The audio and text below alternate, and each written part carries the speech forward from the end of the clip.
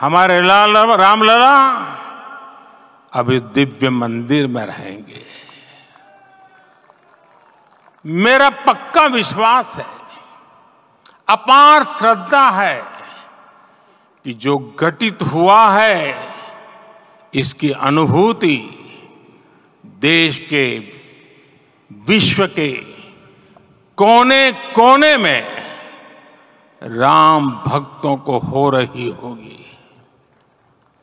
ये क्षण अलौकिक है, ये पल पवित्रतम है।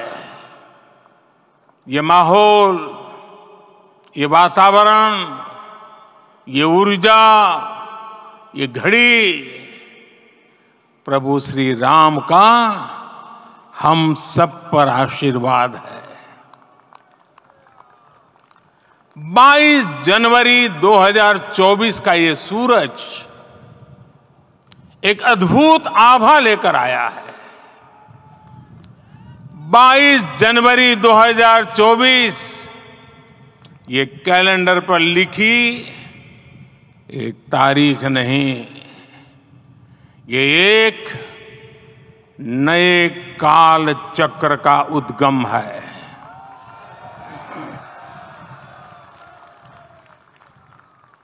राम मंदिर के भूमि पूजन के बाद से प्रतिदिन पूरे देश में उमंग और उत्साह बढ़ता ही जा रहा था। निर्माण कार्य देख देशवासियों में हर दिन एक नया विश्वास पैदा हो रहा था। आज हमें सदियों के उस धैर्य की धरोहर मिली है। आज हमें श्री राम का मंदिर मिला है। गुलामी की मानसिकता को तोड़कर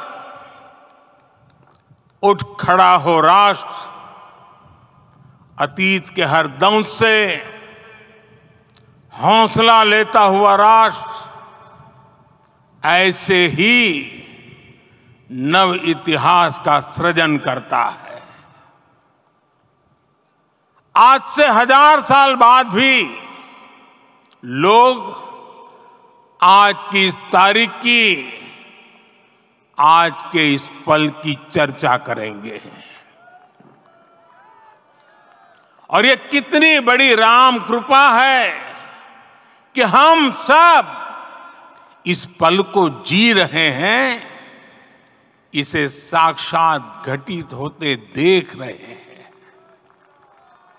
आज दिन, दिशाएं, दिग दिगंत सब दिव्यता से परिपूर्ण है।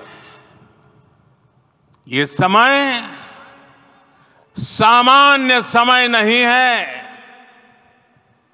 ये काल के चक्र पर सर्वकालिक शाही से अंकित हो रही अमिट स्मृति रेखाएं हैं। साथियों, हम सब जानते हैं कि जहां राम का काम होता है वहां पवन पुत्र हनुमान अवश्य विराजमान होते हैं। इसलिए मैं राम भक्त हनुमान और हनुमान गढ़ी को भी प्रणाम करता हूं। मैं माता जानकी, लक्ष्मण जी, भरत, शत्रुघ्न सबको नमन करता हूं। मैं पावन अयोध्यापुरी और पावन सरयू को भी प्रणाम करता हूं। मैं इस पल दैवीय अनुभव कर रहा हूं कि जिनके आशीर्वाद से ये महान कार्य पूरा हुआ है। वे दिव्य आत्माएं, वे दैवीय विभूतियां भी इस समय हमारे आसपास उपस्थित है। मैं इनसे भी दिव्य चेतनाओं को भी कृतज्ञता पूर्वक नमन करता हूं। मैं आज प्रभु श्री राम से क्षमा याचना भी करता हूं। हमारे पुरुषार्थ, हमारे त्याग, तपस्या में कुछ तो कमी रह गई होगी कि हम इतनी सदियों तक ये कार्य कर नहीं पाए। आज वो कमी पूरी हुई है।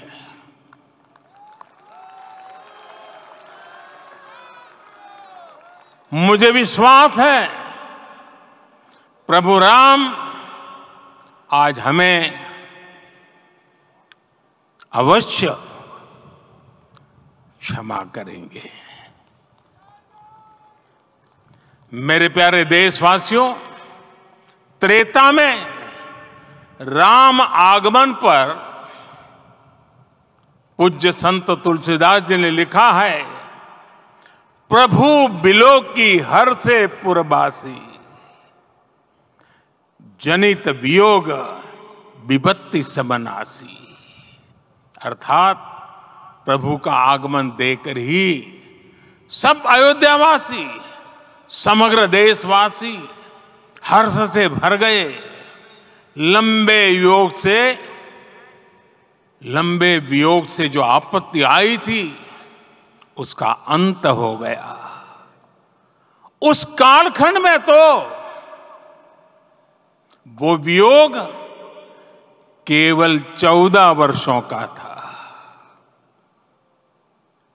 तब भी इतना असह्य था। इस युग में तो अयोध्या और देशवासियों ने सैकड़ों वर्षों का वियोग सहा है।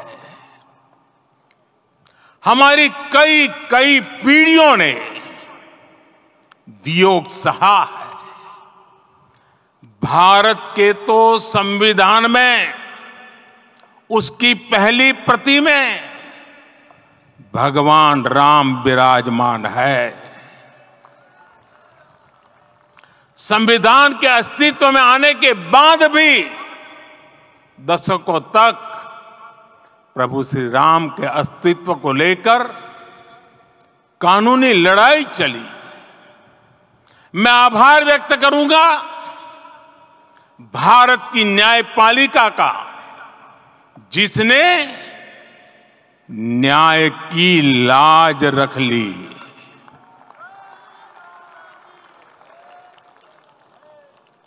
न्याय के पर्याय प्रभु राम का मंदिर भी न्यायबद्ध तरीके से ही बना।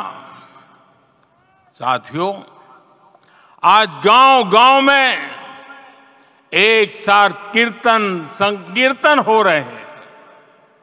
आज मंदिरों में उत्सव हो रहे हैं, स्वच्छता अभियान चलाए जा रहे हैं। पूरा देश आज दीपावली मना रहा है। आज शाम घर घर राम ज्योति प्रज्वलित करने की तैयारी है। कल मैं श्री राम के आशीर्वाद से धनुषकोडी में राम सेतु के आरंभ बिंदु अरिचल मुनाई पर था। जिस घड़ी प्रभु राम समुद्र पार करने निकले थे, वो एक पल था जिसने काल चक्र को बदला था। उस भावमय पल को महसूस करने का मेरा ये विनम्र प्रयास था। वहां पर मैंने पुष्प वंदना की। वहां मेरे भीतर एक विश्वास जगा कि जैसे उस समय काल चक्र बदला था, उसी तरह अब काल चक्र फिर बदलेगा और शुभ दिशा में बढ़ेगा। अपने 11 दिन के व्रत अनुष्ठान के दौरान मैंने उन स्थानों का चरण स्पर्श करने का प्रयास किया जहां प्रभु राम के चरण पड़े थे। चाहे वो नासिक का पंचवटी धाम हो, केरला का पवित्र त्रिपायर मंदिर हो, आंध्र प्रदेश में लेपाक्षी हो, श्रीरंगम में रंगनाथ स्वामी मंदिर हो, रामेश्वरम में श्री रामनाथ स्वामी मंदिर हो, या फिर धनुषकोडी। मेरा सौभाग्य है कि इसी पुनीत पवित्र भाव के साथ मुझे सागर से सरयू तक की यात्रा का अवसर मिला। सागर से सरयू तक हर जगह राम नाम का वही उत्सव भाव छाया हुआ है। प्रभु राम तो भारत की आत्मा के कण कण से जुड़े हुए हैं। राम भारतवासियों के अंतर मन में विराजे हुए हैं। हम भारत में कहीं भी किसी की अंतरात्मा को छुएंगे तो इस एकत्व की अनुभूति होगी, और यही भाव सब जगह मिलेगा।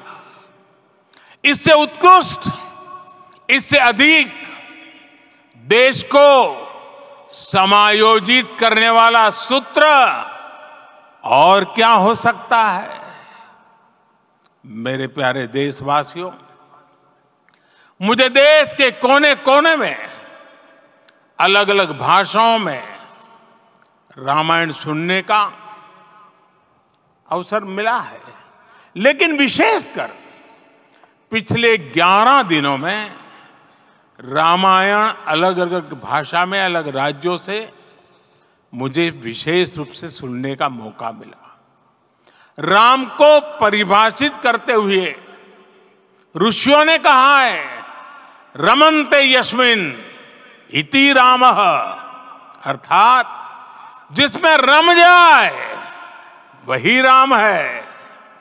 राम लोक की स्मृतियों में, पर्व से लेकर परंपराओं में सर्वत्र समाये हुए हैं। हर युग में लोगों ने राम को जिया है। हर युग में लोगों ने अपने अपने शब्दों में अपनी अपनी तरह से राम को अभिव्यक्त किया है, और ये राम रस जीवन प्रवाह की तरह निरंतर बहता रहता है। प्राचीन काल से भारत के हर कोने के लोग राम रस का आचमन करते रहे हैं। राम कथा असीम है और रामायण भी अनंत है।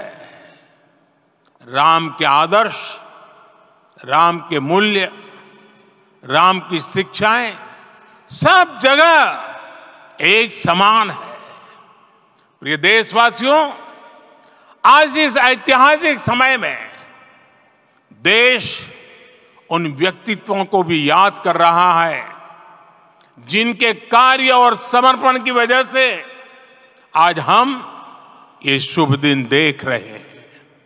राम के इस काम में कितने ही लोगों ने त्याग और तपस्या की पराकाष्ठा करके दिखाई है। उन अनगिनत राम भक्तों के, उन अनगिनत कार सेवकों के और उन अनगिनत संत महात्माओं के हम सब ऋणी हैं। साथियों, आज का ये अवसर उत्सवता का क्षण तो है ही, लेकिन इसके साथ ही यह क्षण भारतीय समाज की परिपक्वता के बोध का भी क्षण है। हमारे लिए ये अवसर सिर्फ विजय का नहीं, विनय का भी है। दुनिया का इतिहास साक्षी है कि कई राष्ट्र अपने ही इतिहास में उलझ जाते हैं। ऐसे देशों ने जब भी अपने इतिहास की उलझी हुई गांठों को खोलने का प्रयास किया, उन्हें सफलता पाने में बहुत कठिनाई आई, बल्कि कई बार तो पहले से ज्यादा मुश्किल परिस्थितियां बन गई। लेकिन हमारे देश ने इतिहास की इस गांठ को जिस गंभीरता और भावुकता के साथ खोला है, वो ये बताती है कि हमारा भविष्य हमारे अतीत से बहुत सुंदर होने जा रहा है। वो भी एक समय था जब कुछ लोग कहते थे कि राम मंदिर बना तो आग लग जाएगी। ऐसे लोग भारत के सामाजिक भाव की पवित्रता को नहीं जान पाए। रामलला के इस मंदिर का निर्माण भारतीय समाज के शांति, धैर्य, आपसी सद्भाव और समन्वय का भी प्रतीक है। हम देख रहे हैं ये निर्माण किसी आग को नहीं बल्कि ऊर्जा को जन्म दे रहा है। राम मंदिर समाज के हर वर्ग को एक उज्जवल भविष्य के पथ पर बढ़ने की प्रेरणा लेकर आया है। मैं आज उन लोगों से आह्वान करूंगा, आइए आप महसूस कीजिए, अपनी सोच पर पुनर्विचार कीजिए।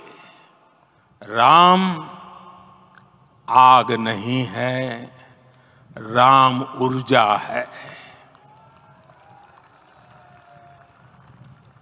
राम विवाद नहीं, राम समाधान है। राम सिर्फ हमारे नहीं है, राम तो सबके हैं। राम वर्तमान नहीं, सिर्फ वर्तमानी नहीं, राम अनंत काल है। साथियों, आज जिस तरह राम मंदिर प्राण प्रतिष्ठा के इस आयोजन से पूरा विश्व जुड़ा हुआ है, उसमें राम की सर्वव्यापकता के दर्शन हो रहे हैं। जैसा उत्सव भारत में है, वैसा ही अनेक देशों में है। आज अयोध्या का यह उत्सव रामायण की उन वैश्विक परंपराओं का भी उत्सव बना है। रामलला की ये प्रतिष्ठा वसुधैव कुटुंबकम के विचार की भी प्रतिष्ठा है। साथियों, आज अयोध्या में केवल श्री राम के विग्रह रूप की प्राण प्रतिष्ठा नहीं हुई है, ये श्री राम के रूप में साक्षात भारतीय संस्कृति के प्रति अटूट विश्वास की भी प्राण प्रतिष्ठा है। ये साक्षात मानवीय मूल्यों और सर्वोच्च आदर्शों की भी प्राण प्रतिष्ठा है।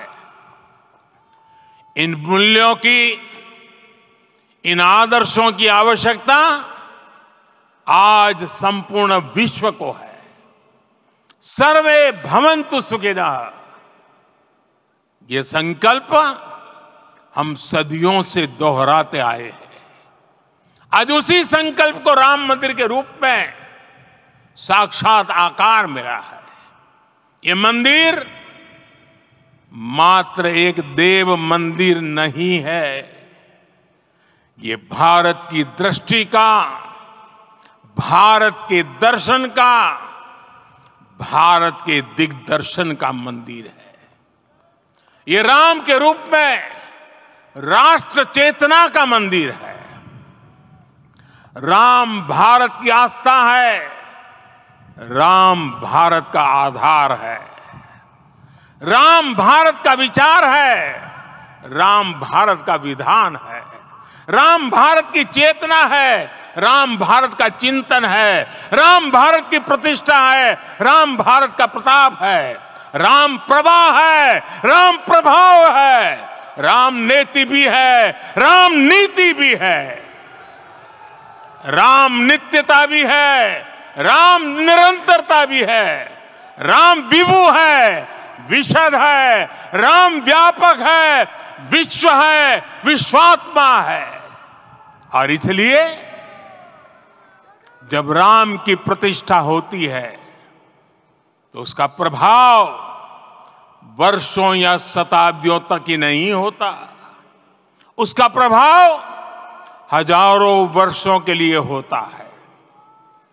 महर्षि वाल्मीकि ने कहा है, राज्यम 10 सहस्त्राणि प्राप्य वर्षाणि राघव, अर्थात राम 10,000 वर्षों के लिए राज्य पर प्रतिष्ठित हुए, यानी हजारों वर्षों के लिए राम राज्य स्थापित हुआ।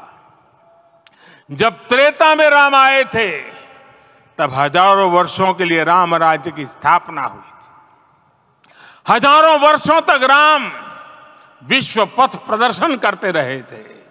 और इसलिए मेरे प्यारे देशवासियों, आज अयोध्या भूमि हम सभी से, प्रत्येक राम भक्त से, प्रत्येक भारतीय से कुछ सवाल कर रही है।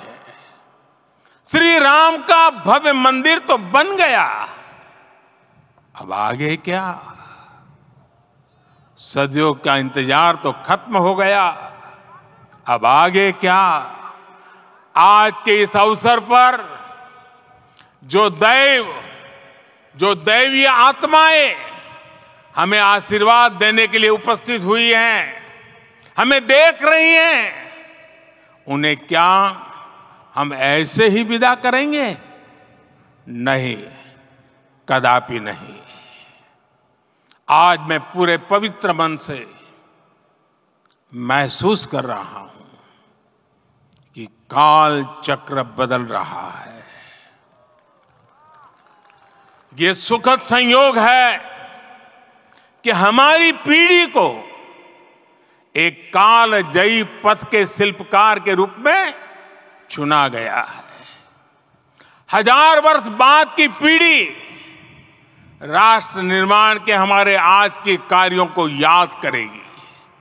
इसलिए मैं कहता हूं, यही समय है, सही समय है।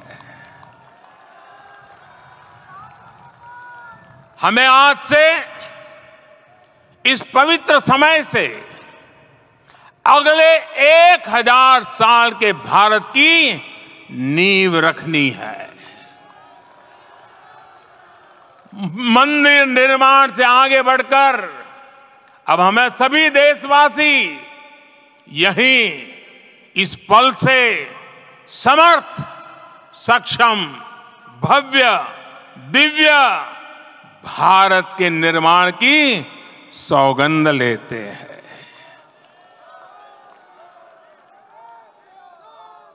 राम के विचार मानस के साथ ही जनमानस में भी हो, यही राष्ट्र निर्माण की सीढ़ी है। साथियों, आज के युग की मांग है कि हमें अपने अंतःकरण को विस्तार देना होगा। हमारी चेतना का विस्तार देव से देश तक, राम से राष्ट्र तक होना चाहिए। हनुमान जी की भक्ति, हनुमान जी की सेवा,